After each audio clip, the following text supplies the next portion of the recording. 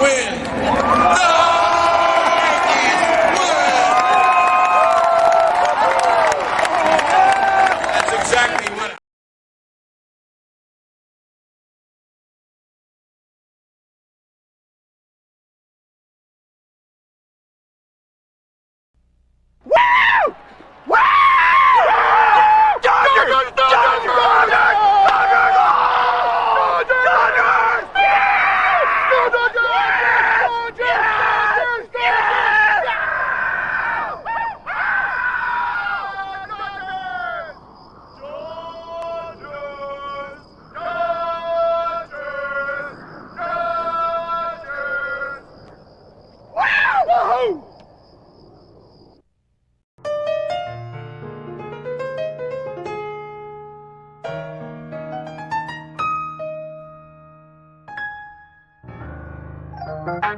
Reach out,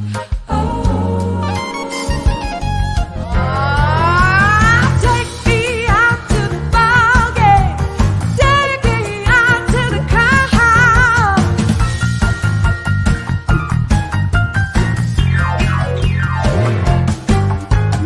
Root for the home team. If they don't win, it's a shame.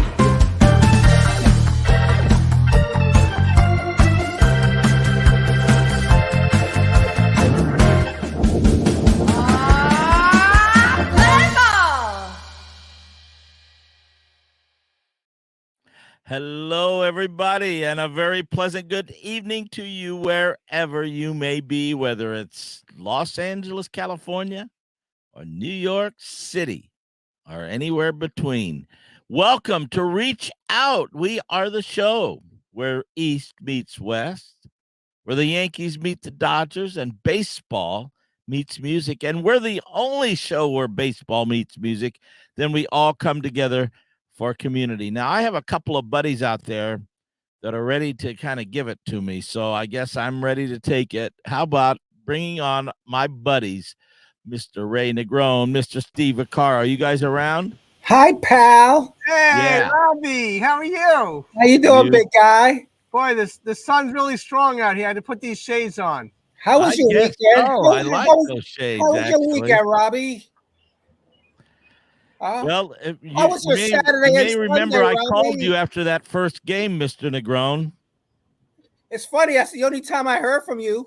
I know. And Robbie, I know the Frankie Valley tour was canceled this weekend. First of all, how's Frankie doing?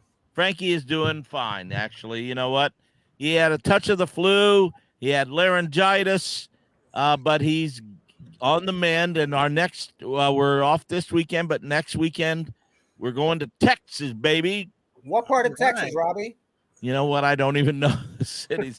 I know we have 3 cities in 3 days. Oh, look at this. There we go. You San got a crack Antonio. staff there at Reach Out, don't you? Yeah, there we go. You're going to be rocking and rolling real soon. And I know those shows in New Jersey and Connecticut and in New York are going to be rescheduled later on in November or December, I believe. Yes, I think the end of November and the beginning of December. So I guess you want to recap this weekend. The Dodgers played the Yankees the first time since, I think, 2019, right? Yeah, we could talk about it. So do you want to talk about the 77, 78 World Series or this past weekend? Oh, I thought we would talk about the 1981 because that was the last one that the Dodgers and Yankees played. That's on the script here, Robbie. It's on the script. Oh, well, can we veer off the script? You would like to, but We can either talk about Sandy Koufax or we can talk about Fernando Valenzuela, whoever you want to talk about. Hey, you know what? You know what I love? I love when I'm with the band with the Four Seasons, and I'm fascinated at how things work. You know what I'm saying? Because Frankie will come on stage, and then all of a sudden Frankie goes, "Let's play. Our day will come." And all of a sudden I see Robbie just getting, putting out the music and, "Oh, here it is. Let's go, Papa." I mean, so now Robbie's giving us that. You know what I'm saying? He's doing that. He's Frankieing us. I see that. So you must have been a new verb in the lexicon. So you must have been on your couch watching last night's game, right? Well, I'll tell you the truth. I didn't watch last night's game. I was at a party at a poolside party in Nashville, Tennessee last night with my family, and so we were there, and they had the NBA game on in the house, and so that's what they were watching, and nobody wanted to watch the Dodgers with me. So I was paying attention. This new Dodger rookie pitcher that we've got is really killing it, though. He put it to you guys, didn't he? Hey, that guy. You know, the Dodgers. The one thing about the Dodgers is they find these little jewels, man, and all of a sudden these guys become Kershaw, Valenzuela. I mean, you name it, man. Steve Howe. I mean, the Dodgers have always been able to do that, man. But then you guys had this rookie shortstop that's killing it too. No, he's not killing it. He killed you, but he hasn't been killing it, you know? Oh, really? Okay. He killed us, no doubt. Yeah, and I think the Dodgers got to fix up that fence they got out there. I mean, go to Lowe's or Home Depot or something. That wasn't I think there's a weight limit or a height limit on that fence. That guys. Muncy at first, nobody out. 8th inning. Crack down the line. Back to the corner goes Judge. It is caught by Aaron Judge. He broke the fence. Yeah, he broke his foot too. Yeah, I mean, have you ever seen that before, Robbie? Ever. Well, how many right fielders do you see as big as Aaron Judge? That's true. Right. But you know what? The Dodgers have a great offense. The Yankees are holding their own. Kershaw has 200 wins recently. That's a big accomplishment for him, right? You know, Kershaw is I like to watch him pitch whenever I can, because when you're watching him pitch, you're seeing one of the greatest pitchers that ever pitched. He obviously a Hall of Famer, and I don't know all the stats off the top of my head, but I can tell you, I think it's this. And correct me if I'm wrong, Mr. Negron, which I'm sure you will, or your our crack staff here with Anna and Carmine and the gang back there. But here's the thing: Clayton Kershaw has the lowest ERA, and by a large margin, of any pitcher in the new ball era that goes back to, I think, the 20s. It's a Hall of Famer. Listen, he's not what he was, but hold it. What are you talking about? Not what he was. If you would have finished, I would. If you would have allowed me to complete my compliment. All right, go ahead, Mr. Bat Boy. Ray, you got to remember, Ray, Robbie's a little sensitive today. Just remember. I can tell.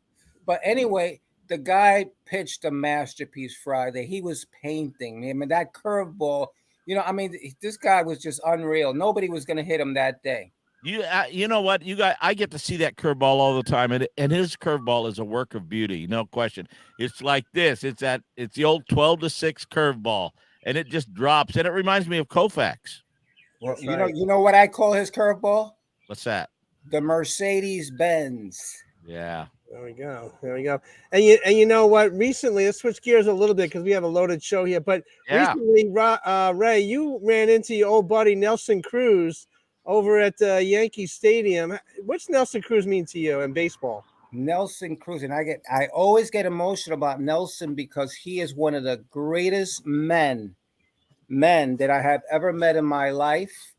And remember, I've been lucky enough to either be presented or do presentations at the United Nations 3 times. And the second time that I was there was with Nelson Cruz.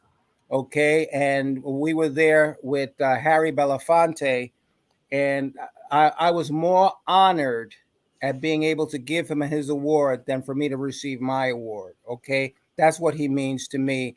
You're talking about a guy who, when there was no milk in Venezuela, this guy got the powdered milk, rented an airplane, and took it to Venezuela himself. Wow. That's Nelson Cruz. Wow. And recently, I mean, I know Gio Urshela has been another good person to you, but also to New York City. He went to Minnesota last year. Now he's in Los Angeles, and he's killing it out there. What's Gio Urshela mean to you as well? Hey, he's a little short of the beauty of a man that Nelson Cruz is, but he's a beautiful man. He's a wonderful man. He's a a true friend, and baseball needs more. I mean, he's a Christian. He's Robbie Robinson playing baseball. That's who Gio Urshela is. And you know what? This Friday was ALS. They were celebrating Lou Gehrig Day, and the Dodgers and the Yankees really did it right. And I know Pride of the Yankees really stands true for you, Ray. But Lou Gehrig Day, what does that mean for you when people really pay homage to ALS, which has caused so much grief and traumatic situations for families around the world, people losing their lives? And we need more enlightenment, empowerment, and education and funds to support families afflicted with ALS. Well, you know that I buried my dear friend who was a bat boy with me, Neil Herbst, last year, and he was a champion. And so you can understand what he means and what ALS is in my life. But at the same time, the Pride of the Yankees is the reason why we're all together today, because I fell in love with that movie and in turn had me outside Yankee Stadium, and then the rest is history. So, Pride of the Yankees means a lot. Maria Cooper, Gary's daughter, forget about it. The maestro, as Robbie Robinson with her husband, Byron Janis. So, come on. Yeah. It's all intertwined. You brought up the word champion. Our next guest, Landis Sims, is a real champion. Let's check out this little video and bring Landis on right away. When Landis was little, he had a little ball and bat in the house. That's all we ever heard was baseball, baseball, baseball. I first found out I was 8 months pregnant, that he was missing parts of each of his limbs. I don't even know how to explain that day. That day was just by far the hardest day I've ever had. This baseball is something I didn't even dream of him wanting to do. Just takes hours and hours of practice, right, bud? Yeah. Yep. He's told me he's going to be the first baseball player to be missing all 4 limbs. Good job, buddy. That hurts. I know there's going to be times that it's going to be hard for him, but with the right equipment, Yeah, there you go. with the right tools, with the right people supporting him, I don't know what that kid will accomplish in his life. When I grow up, I want to play baseball.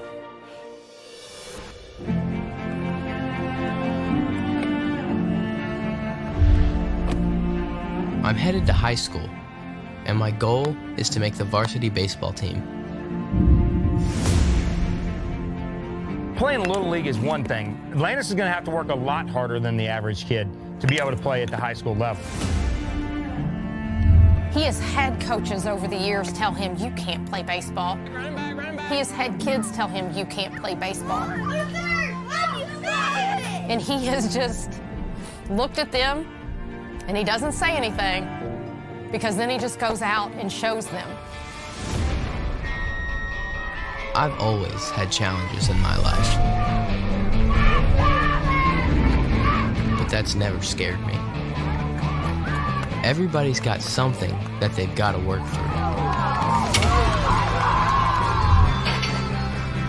I know all odds are against me right now on making this team. There's something that's inside this kid that makes him different than most every other kid. People seeing me how I am, they wouldn't think I'm here to play varsity baseball. Accelerate. But I'm here to prove everybody wrong and show them that I can. It's unbelievable. We're getting ready to play on Victory Field. It's in 78 days. Shoot three! Right here, go to it, 3! My name is Landis Sims, and I believe anything is possible.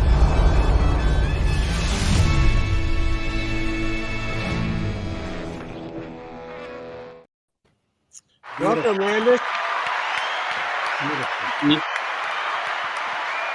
So, Robbie, when you see this, it doesn't matter if Dodgers, Yankees, it's about this young man, right? You know what, Landis? I am so impressed with you. I'm so impressed with every aspect about you. I'll tell you what flashed through my head as I was watching that video. And recently we just passed Memorial Day, and I saw some documentaries about Franklin Delano Roosevelt, who was our president for almost four, into 4 terms with polio. Most people didn't even know it. He rose above those to become the leader of the free world, a great human being. And I can see that. I can see the world is your oyster, Mr. Sims. Thank you. Yeah, I just can't let what I have, what seems taken away from me. Got to take advantage of what I don't have is the way I kind of look at it. Don't look at it as I'm missing something. Looking at it as God gave me this gift to, shine. Amen. God gives us all unique and individual gifts, I believe wholeheartedly. And he's made you the way you are, which is perfect the way you are. And then, of course, you have to have the willpower, the drive, the motivation, and the tenacity to rise above whatever hurdles that you have to face. And you're doing it. I can see that. Yeah, thank you. So, Ray, we met, there you are with Joe Musgrove at Padres, and you become really good friends with him, huh, Landis? Yeah, I met him a few years back while we were filming the documentary, which is what that video was from. Just kind of, he took me in, and, I was going into my freshman year of high school when I met him. So just took me in, gave me some advice, helped me out. A lot of it was the mental stuff. If I had a bad practice or a bad game, just kind of helped me get through the next day. And Ray, we met him at the tryout in New York. And Landis, I don't know if you remember this moment, but when you came to the plate, all those contestants, all the people in the audience in the stands gave you a standing ovation. Let's check out a little clip when you came to the plate that day. He just taps the ball. He's going to be 20%, 30, 50%. That's amazing. So impressive.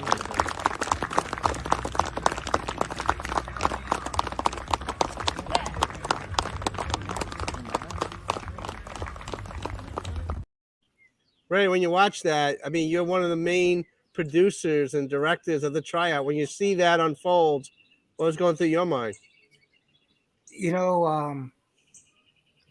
Landis is a hero, but his parents, to have the kind of strength, especially his mom. I see the love, the incredible love. I mean, if you were so-called with hands and feet, the love that she has for you wouldn't be as strong as the love that she has for you now.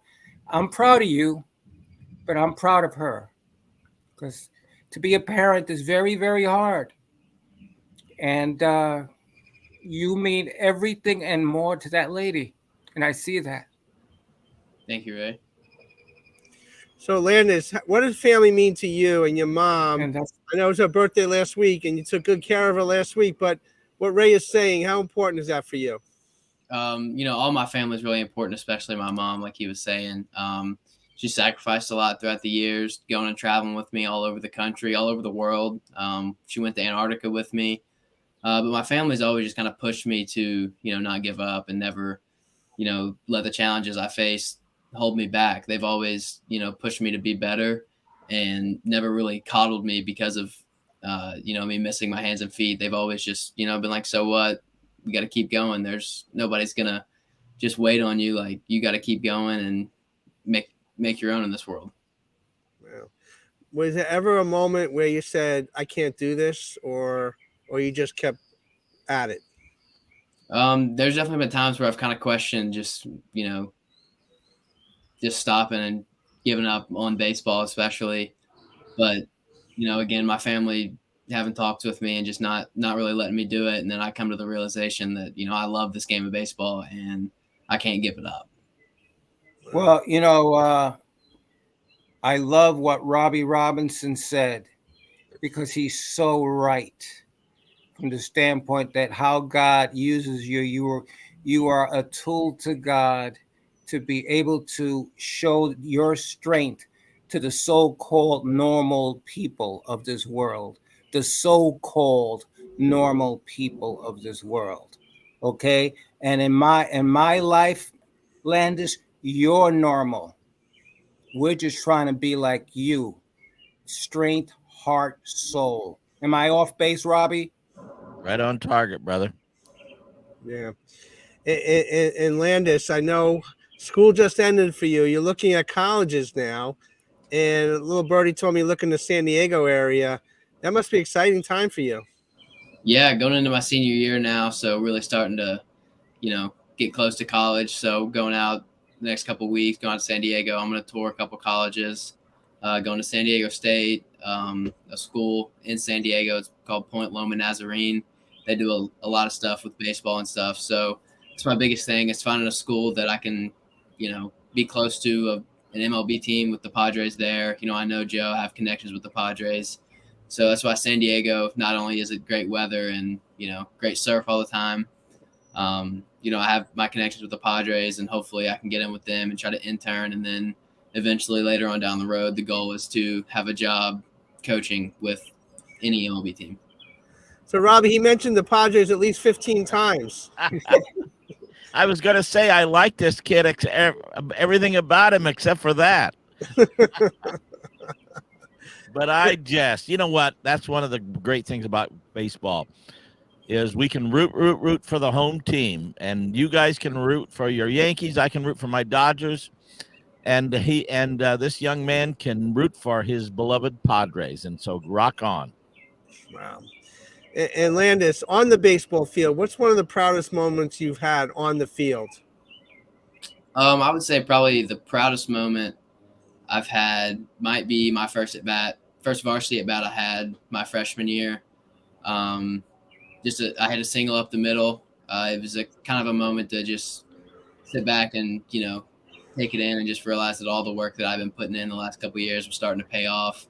But it was also just a moment for me to realize that, the work's not done. I still got a long way to go. So that was a pretty cool moment for me. Because you wanted to play high school baseball, and that's what you did. Your first at bat got a single. Doesn't get better than that. So, Landis, we are so very proud of you. Yes. I know you're going to be up in New York in a couple of months to get your award. And, Ray, you'll see him up close again. And to be on the tryout, that must have been an experience for you as well. Yeah, that was a super cool experience, getting to play at a high level like that. Unfortunately, I wasn't able to go to the second round. I was selected and invited to go, but I was in Antarctica with Joe Musgrove and, a group of other people. So wasn't able to make it out for that. But it was definitely a cool experience to, be up in New York and get to participate in that.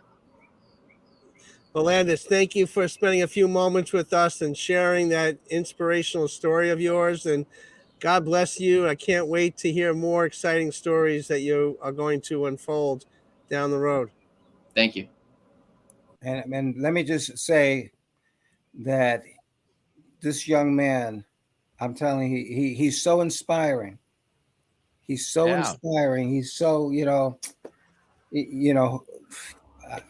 more people need to see Landis, and to not to see him, to hear him, to understand him, to understand his heart. Right, right. Love it. Well, Ray, our next guest is Jay Horowitz, who's been with the Mets for almost 40 years. We have a little video when he got the press booth. Press box was they named it after him. Let's check out that little snippet. We're gonna get Jay Horowitz on the phone. Let's check it out. This weekend, during the New York Mets' first home series of the year, the team has honored various legends who displayed greatness on the field. Jay Horowitz, who served as the team's media relations director for 39 years, displayed greatness off the field. On Sunday, Horowitz was honored by the Mets. He has the biggest heart, perhaps of anyone that I've ever known. So it's only fitting that the Mets organization return the love that he has shown for them and put it directly back into his lap by the dedication of the Jay Horowitz press box.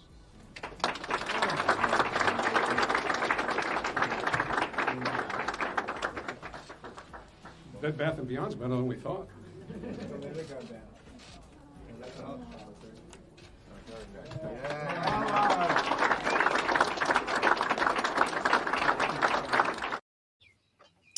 That's a fine moment. And we have Jay Horwitz on the line. Jay, thank you for joining us here on Reach Out with Robbie, Ray, and Steve. Yeah, my pleasure. Thank you for having me, guys.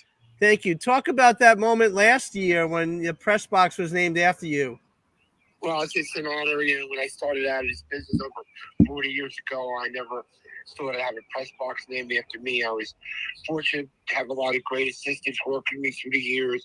Dennis D'Agostino works for the Knicks now, the late Shannon Ford, and Ethan Wilson, who's with the Mets now. So just a lot of hard work. I love what I did, and I love coming to work every day. I never thought it was a job, and it's an honor I never thought possible when I started out in 1980. And this past weekend, you made it to the Mets Hall of Fame. What a great honor. I got a Hall of Fame Achievement Award, which is very nice in itself. I went in with Gary Cohn, Howie Rose, Hojo, and Al Leiter went in. And I was, given a nice medal and recognized on the field again. Moments to remember. I never did any of this for recognition. Just I love my job and just keep working at it for a long. So Ray, you know Jay for a long time. What's your thoughts of Jay Horwitz? Jay Horwitz is one of my heroes. Jay Horwitz will always be one of my heroes. He's a guy who is the most humble man I've ever known in baseball. He's a guy who when I was with the Yankees, he's with the Mets, but he would call me about Doc or Darryl or vice versa, depending on which team had them at the time. Let me just say that Doc and Darryl wouldn't be around today if it wasn't for Jay Horwitz. And Jay Horwitz is a beautiful soul.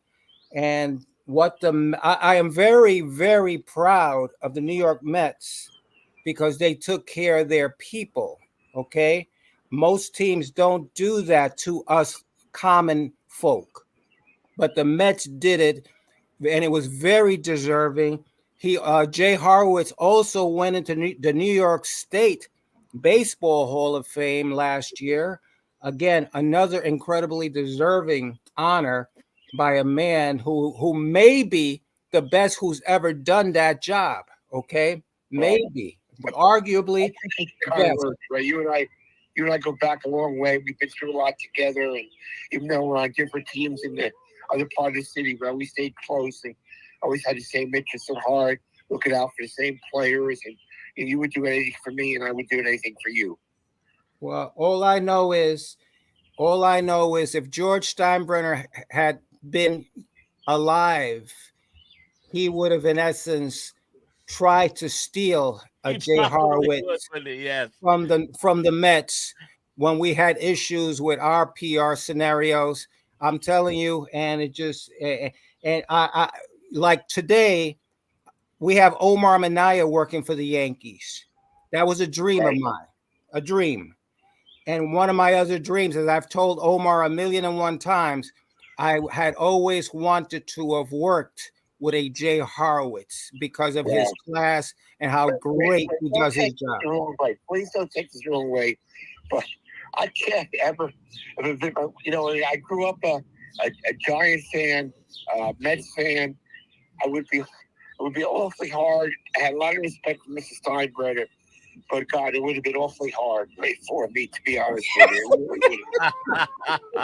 Please don't take it the wrong way, Ray. It's my own personal dream, Jay, and you know that. Well, you're a good man. Actually, despite that we're working for different teams, we remain close and we look out for the same guys. And when there's problems, you call me, I call you, and that's the way it should be. It doesn't make any difference who you work for.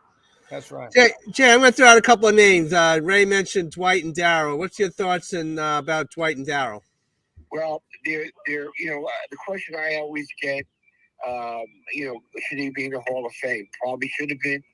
But both guys recognize that they made some mistakes along the way, and they try to, try to keep their life in order. Darryl's a minister, travels the country with his wife Tracy, speaking about the evils of opioids.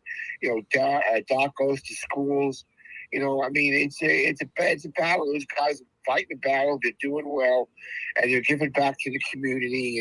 And they've never ran away from their problems. That's why I think they're still I loved because they always confronted the issues and never ducked, never headed in the trade room or the weight room.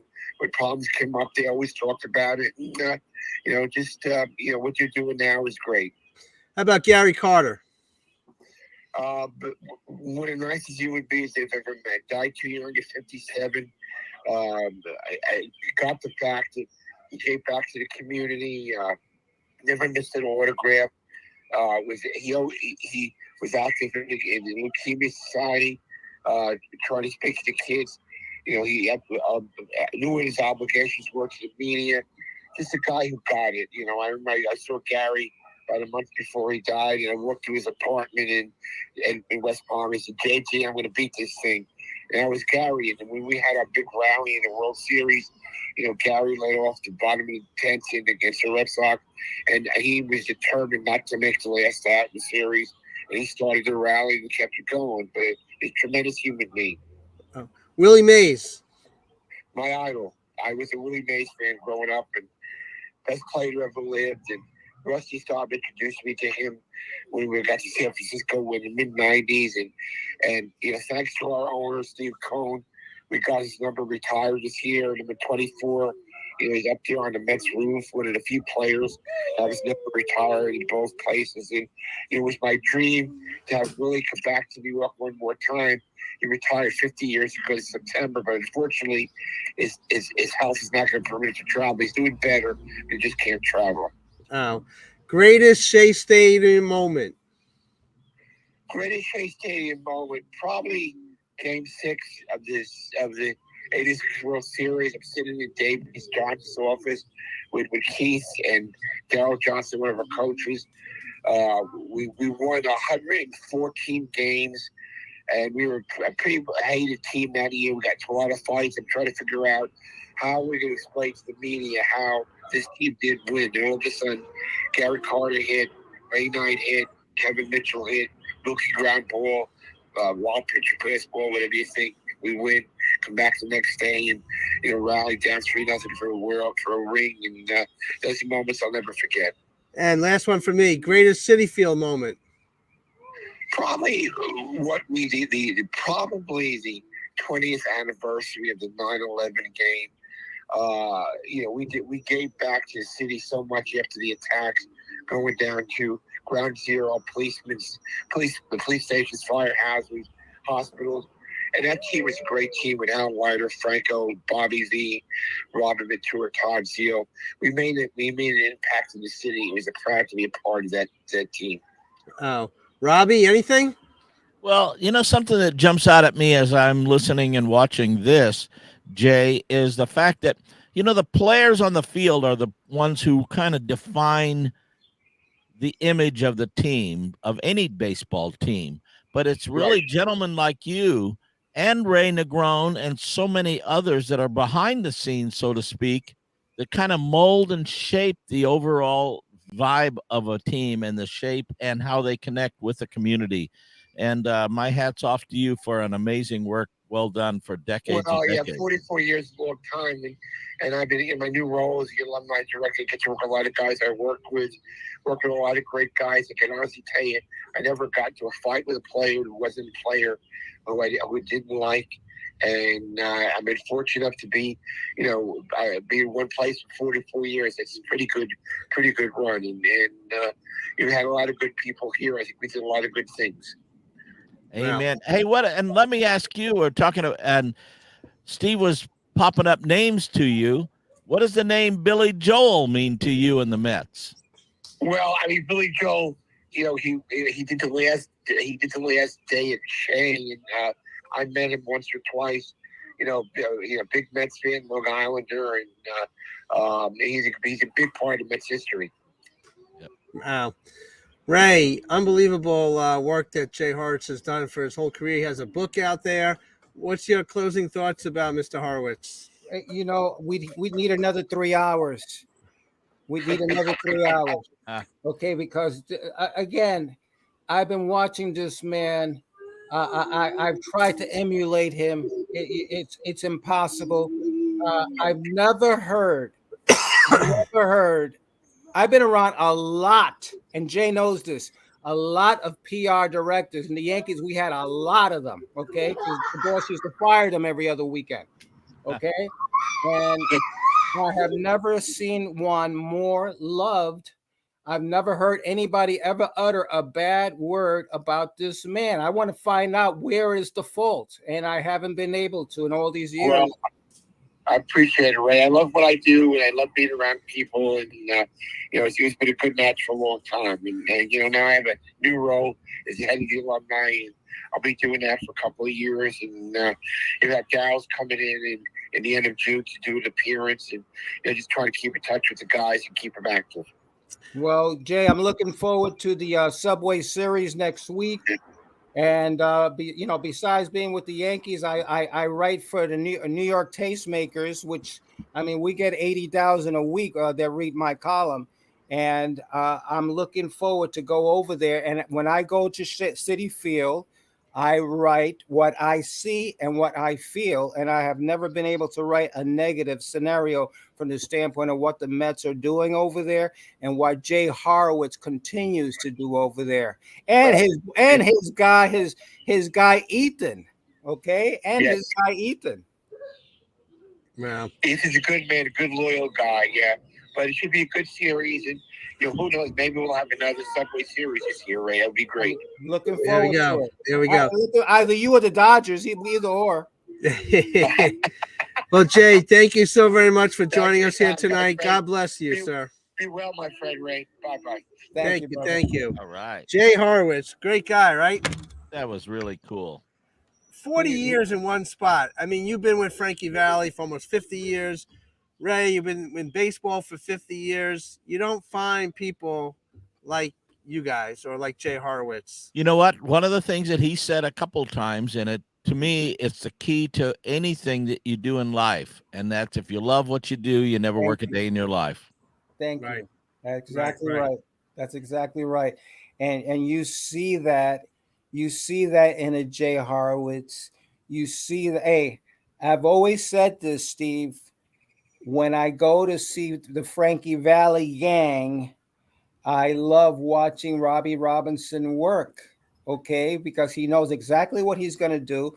He knows he's the maestro, and it's just his excitement. And when the show starts, to see him jump up and down and stuff like that, and watch his ponytail go up in the air, you know he's having a blast. Okay, that's right. That's right. He's the man in charge over there. So, but we have another guy, another guest that had a field named after him. He's a former Yankee. We'll bring him on in a few moments. Let's check out this video when the field is given his name. A great moment for this gentleman. There is a new honor in the city of Salem for one of their most famous sons. Billy Sample was a decorated athlete during his time at Andrew Lewis High School, playing baseball, football, and basketball. He went on to play Major League Baseball for about a decade and also did play-by-play broadcasting. And today they unveiled Billy Sample Field at Salem's Kiwanis Park, the same field that he played baseball on back in the day. Sample says he is honored to have his family name engraved in local history. I think it'll be neat more for my immediate family. My parents are gone, my grandparents are gone, but I have an aunt left. Two of my three brothers are still living. One lives in town. So I think it'll probably mean as much to them to see the Sample name there as opposed to me coming in and seeing it. Sample was also honored at tonight's Salem High football game. So, Billy, great honor. You there, sir? We may have some technical problems. We're gonna have to get him on the phone. Let's get him on the phone real quick. So, what's your memories of Billy Sample there, Ray? Yeah, Billy Sample was a terrific baseball player, and I'd rather say it when we have him on. I'd rather talk about Billy when Billy is on. Well, you've been on a lot of fields, and to have a field named after you it's really meaningful to have that occur. Well. Hey, Billy, welcome to the show. Reach out. I know we have some technical problems. We got you on the phone here. We just saw the dedication of the field to you, and Ray's talking about your career as a ball player. When that field was given your name, what were your thoughts about that? Well, actually, they had dedicated a field for way back in 1987. It was a high school field, and I hadn't gone to that high school because high school hadn't been built when I was playing. And I think and it kind of, it was run down a little bit, and maybe some of the towns people embarrassed some other folks. But anyway, so they decided to dedicate the field that was more appropriate to me because it was one that I had played American Legion baseball on, and high school football, and a handful of high school baseball games. And it was very nice. It was nicer because some of the people behind the scenes were people that I had interacted with as I was growing up. Charlie Hammersley, who was Mr. Salem athletically, and actually coached me one time when he was playing high school ball, and I was playing at the 12-year-old basketball level. And they won the state championship, and I remember he was apologizing to us because he had to leave, and he had to find another coach for us. Going, man, go on, and don't worry about that. And a teammate, Brad Mullins, he was a first baseman, and at that time I was a third baseman, and he probably had to catch a few errant throws, and I probably threw him into the lane of base runners from time to time. But he was behind it, and Marilyn Harmon was the daughter, or is the daughter, of my first and second grade teacher, who has passed on since, Lucy Harmon. And Lucy Harmon had a lot of history to her. She went to Tuskegee Institute, where one of her professors was George Washington Carver. And by the time that she was my teacher, she was teaching at a school named after George Washington Carver. She and her husband was the principal. So it really meant a lot to me. And it meant even more to me to have some of my teammates in all sports, basketball, baseball, and football, come out to join me in the celebration. One of the running backs, G. Sprinkle, and Dick Tate, tight end, they're both dentists in our area, and sometimes people talk about jocks as being dumb, and not that being a lawyer or a doctor is the be-all to everything, but on our football team that played T.C. Williams in the Remember the Titans game in state finals, of the 37 players we had about four lawyers, two dentists, one nationally renowned minister who had pastored 4 Olympiads in Kerry Casey. So we really had some accomplished people there as athletes. So it was very nice. It was very nice when I saw my former teammates show up and a handful of people. In fact, they had it the same day that the high school football team was playing in a newer stadium, and I was late to my own dedication. Far from my course, and they had to hold the football game up 15 minutes, so I would go from there to the football field, to the stadium, a really nice stadium. I used to play the Amos Alonzo Stagg Bowl there, and so they would introduce me again and said that the other field was dedicated in my name, and I thought that was just really special. It was special because of the people that were behind the dedication. Wow. So, Billy, we have Robbie Robinson, who's Frankie Valli's musical director, one of the greatest keyboardists in the country, in the world. And we have Ray Negron here. And Robbie's a big Dodger fan. I know you played for the Rangers from 78 to 84. You with the Yankees in 85, and with the Braves in 86. And on your very first pitch in the majors, you got a hit in 78. You didn't waste any time. No, I was the first ball fastball hitter. So it was, if I may, I'll try to set it up a little bit. We had finished the AAA season, and Rich Donnelly, my AAA manager, who was later a big league manager under Jim Leland with the Pirates, he came up to me about 3 days before the end of the season and said that I was going up. And I said, well, thank you. I thought I had done everything I needed to do to get up. So we finished our season in Tucson. We're playing out of Tucson. So we take the early morning flight. The guys that were going up, Danny Darwin, Nelson Norman, Dave Rathage, let's see, LaRue Washington, and I think there was another player too that went up. And so we're flying from Tucson to Phoenix to Chicago to Milwaukee, where we met the club on the road. And by the time you get there, you're kind of spent. Even as young as you are, you're kind of spent. And I walked in the clubhouse, and the lineup card was up, and it had me leading off and playing second base. The leading off part, I didn't know I was going to play that soon, but okay, the Rangers at the time were 5.5 games out. But the four, meaning I was playing second base, kind of alarmed me because I hadn't played second base in a year and a half. I think I still have the Texas League record for most errors by second base, and I'd burned all those gloves. I didn't have anything that resembled an infielder's glove with me.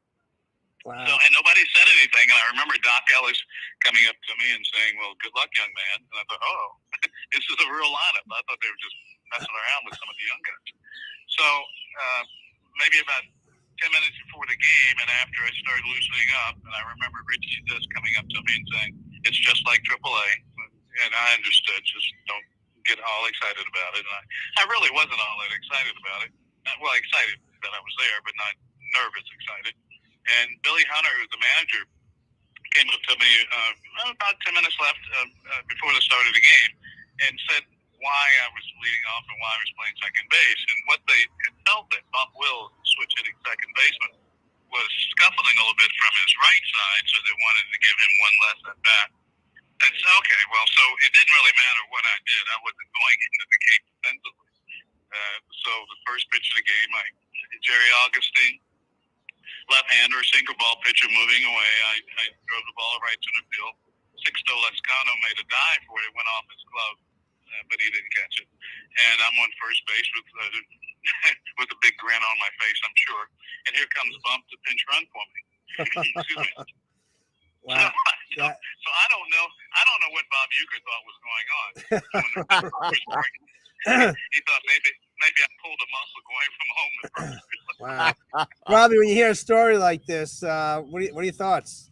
Well, Billy, Robbie Robinson here, and I'm a humongous Dodger fan, and I'm wearing Maury Wills' jersey as we speak, number 30. I saw that. So what does Maury Wills mean to you and any baseball player who ever steals bases? And I know that was part of your game. Well, Maury actually coached us a little bit one of the years in the early 80s. I'm thinking 82, but I could have it wrong a little bit. I think it was before he went to Seattle, and he was a coach for a while. And it's just nice sometimes to have people that are so proficient in what you need to get done. And to have Maury there was just, he didn't have to really say anything. He was there. So you know that if there was something that he could point out that would help your game, he would help it. And in fact, George Case, who was a base stealer with the Senators in the 40s, and he was in our minor league system, and as a roving instructor, and I was having a little trouble staying balanced as I was taking my lead and taking off. And he saw one take off and told me what I was doing wrong, and boom, it just went on. And I thought, wow, this is really great. And then subsequently, I went and it was about the only time I stole bases of great numbers. I was 44 out of 52 in 1983, and it's just having a good person there that can instruct you. But with Maury, it was just the fact that he was there. And then being Bump's dad certainly helped. And I knew how talented Maury was,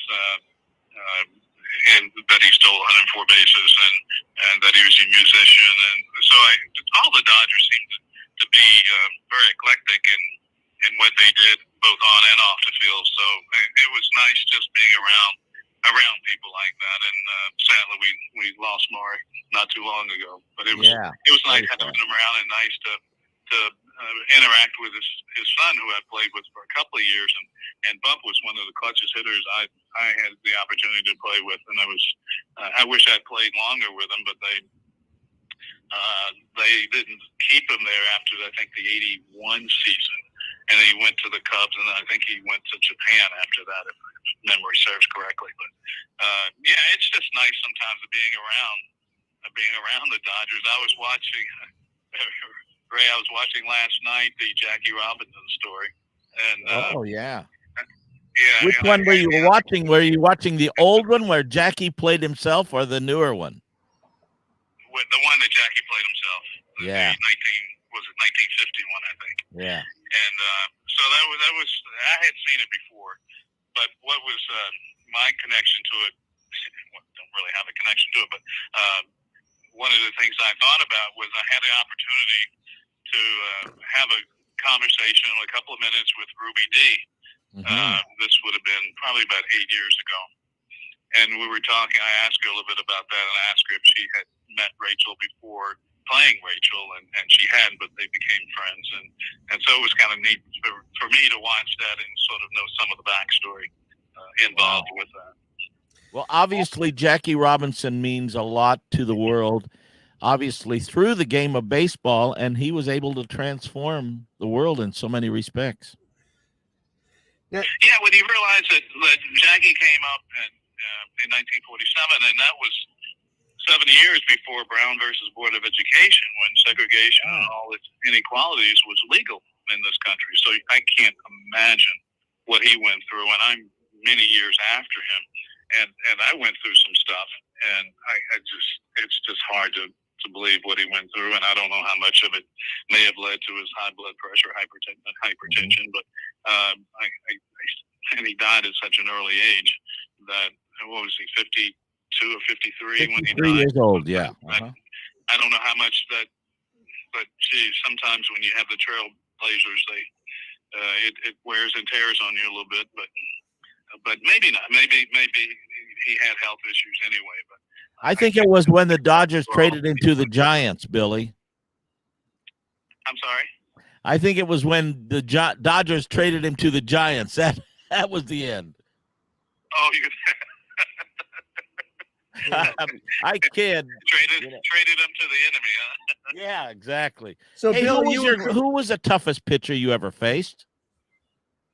I get that quite a bit, and I don't know. Usually I'll tell people that, well, the broadcast isn't that long, or they didn't send enough paper for me to write all of them down. But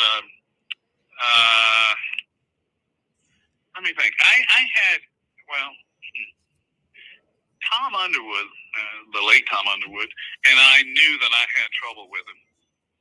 And there was one time he was in Baltimore. I was playing with the Yankees, and he was playing with the Orioles, and he cut a fastball in on my hands so badly, and I hit it so badly that it was almost like a golf shot.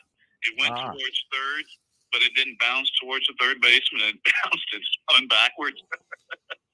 So I'm coming back to first base after getting the infield hit, and he looked at me, and I looked at him. We both kind of nodded, because that's the only hit I remember getting off of him. And spring training, it didn't matter, it seemed like. I think I was 2 for 21 with 3 walks, lifetime off of it, or something like that. Wow. But he was just one of many. Yeah. So, Billy, we're almost I'm trying to wonder who I hit. Yeah. No, we're almost out of time. But you're a career 272 hitter, but you're so articulate. You're such a great guy. After your playing career, you were a broadcaster, writer for the Braves, Mariners, and Angels, CBS Radio, ESPN. You've been in movies. You're an author. What inspired you after your playing days to do all of that? Well, I wanted to get the roles that Ray Negron was getting, so I took a couple of acting classes, and